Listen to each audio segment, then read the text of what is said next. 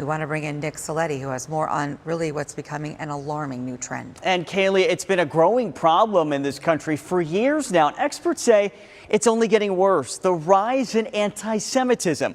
According to the Anti-Defamation League, anti-Semitic incidents in this country have skyrocketed in the months after the deadly attacks by Hamas in Israel. This morning, I'm sitting down with a Valley rabbi to get his take on this alarming trend and why he says, despite it all, he's holding on to hope. In the middle is called the bima, which is where the Torah is read on there. In so many ways, what you see here is a dream come true for Rabbi Mendy Deitch. 10 years ago, Chabad of the East Valley opened its doors off McClintock Drive in Chandler. A huge blessing, says Rabbi Deitch, but not without its hardships. When we built the synagogue, I had this vision in my head of having an open space to Judaism. Anyone can come in, walk in, but unfortunately, we have to have security, we have to have locks and cameras. We need to take these security measures because that's the world we live in. And the numbers support those fears. In 2022, the FBI reported more than 1,100 anti-Semitic incidents, one of the highest numbers ever reported, a 37% increase from the prior year. What do you make of the rise of anti-Semitism in this country?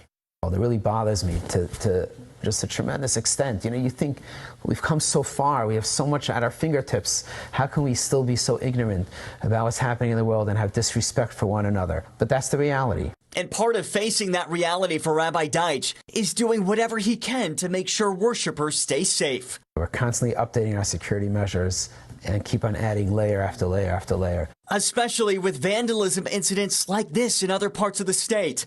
A message of hate spray painted on a synagogue in Tucson. We've decided to blur it. Or this, a shooting on the last day of Passover in 2019 at this synagogue near San Diego. But through the threats, Rabbi Deitch tells me the opposite is also happening. At the same time, I also see that we have a tremendous amount of love and warmth that we're seeing in the world. I see so many people are coming out. Almost every day, people call the office, people come in to bring flowers, to bring gifts, or to just to come in and pray with us, just to say, we're here for you. And it brings me a strong sense of faith in humanity when you see this. You see how beautiful people really are and care about you.